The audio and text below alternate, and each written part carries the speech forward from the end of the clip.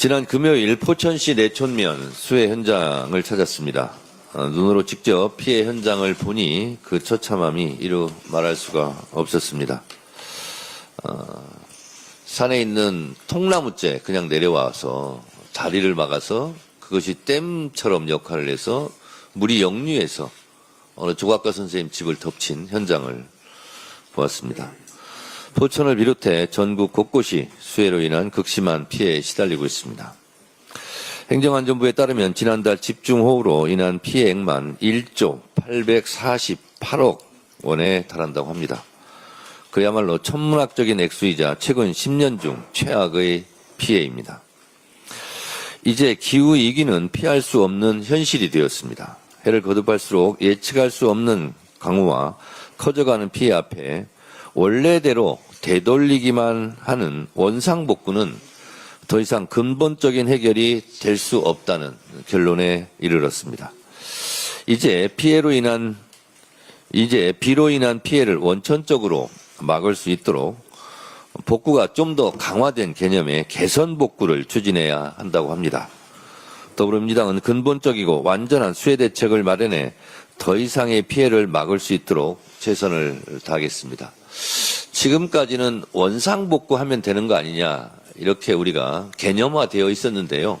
현장의 목소리는 원상복구를 하면 기존의 기준이기 때문에 지금 극한 폭우가 오는 상황에서는 그것이 해결책이 될 수가 없고 보다 개선되고 확장된 개념의 개선 복구를 해야 된다. 그러려면 당연히 예산이 더 많이 투여되는데 그 특별한 대책에는 특별한 예산이 필요하지 않을까 그렇게 생각합니다. 오늘은 김대중 대통령 서거 16주기입니다.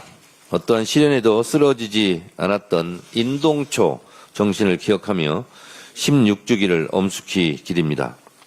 오늘의 대한민국은 김대중 대통령의 말씀과 정책 위에 세워졌다고 해도 과언이 아닙니다. 미래를 정확히 예측하고 대비한 김대중 대통령이 있었기에 우리는 지금 IT와 문화강국으로 불릴 수 있었고 선진국형 복지사회의 토대를 닦을 수 있었습니다. 김대중 대통령 그러면 민주주의와 인권, 한반도 평화를 주로 기억하시는데 김대중 대통령 취임 이후에 지원을 하되 간섭을 하지 말라는 문화예술 정책에 대한 대전환으로 JSA, 웰컴 투 동막골 같은 영화가 나올 수 있었고 그래서 그때 만들어진 단어가 한류 단어입니다.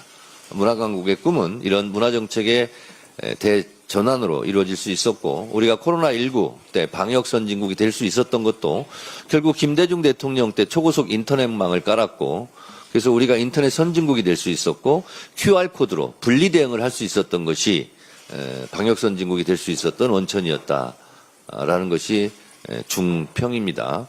그래서 코로나 감염 경로 추적 능력이 대한민국이 1등이었다고 합니다. 그래서 그 결과 방역선진국이 되었다고 합니다. 그렇다면 김대중 대통령의 그 해안 통찰력이 결국 오늘의 문화강국과 IT강국 방역선진국이 될 수 있었던 출발이고 토대를 닦았다라고 생각합니다. 그런 김대중 대통령을 오늘 엄숙하게 기리는 그런 날입니다. 국민이 주인인 대한민국 이재명 정부와 더불어민주당이 만들겠습니다. 광복절 축사에서 이재명 대통령은 국민 주권의 빛이 꺼지지 않는 나라를 만들자고 역설했습니다. 80년 전 우리는 지치지 않는 독립운동으로 나라의 빛을 되찾았습니다. 지난해 우리는 또다시 빛의 혁명으로 민주주의 빛을 지켜냈습니다. K민주주의입니다. 국민 한 사람 한 사람의 의지와 열망이 있었기에 가능한 일이었습니다. 위기마다 국민이 나라의 주인 역할을 해주셨습니다. 이제 헌법에 명시한 것만으로 그쳐서는 안 됩니다. 진정으로 국민이 주인인 나라, 국민 주권 시대를 열어야 할 것입니다.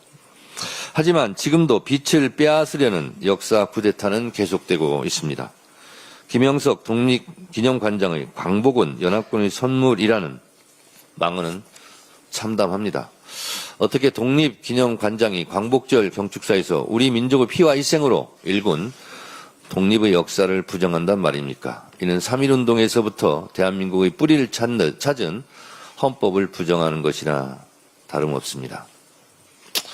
대한민국은 헌법 전문에서 유구한 역사와 전통에 빛나는 자랑스러운 대한국민은 3.1운동으로 건립된 대한민국 임시정부의 법통을 규정하고 있습니다.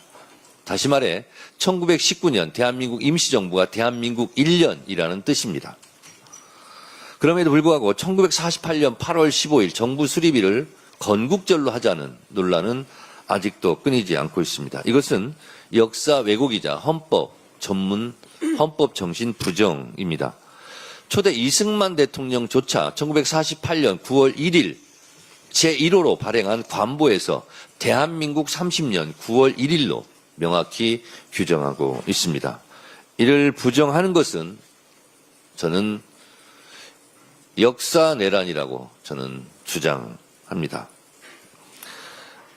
건국절을 1948년 8월 15일로 하자는 송샘은 그 이전에는 나라가 없으니 애국도 없고 매국도 없다. 친일도 없고 독립운동의 역사도 우리의 역사가 아니라는 그런 망국적인 주장이라고 저는 생각합니다. 애국도 매국도 없고 친일 역사도 독립운동의 역사도 우리의 역사가 아니니 이를 지우자고 주장하는 것은 천만부당한 일이고 민주당은 이런 역사 내란 세력도 철저하게 척결해 가도록 하겠습니다. 내란의 완전한 종식, 반헌법 세력의 철저한 척결만이 비극의 역사를 되풀이하지 않는 길입니다. 이상입니다.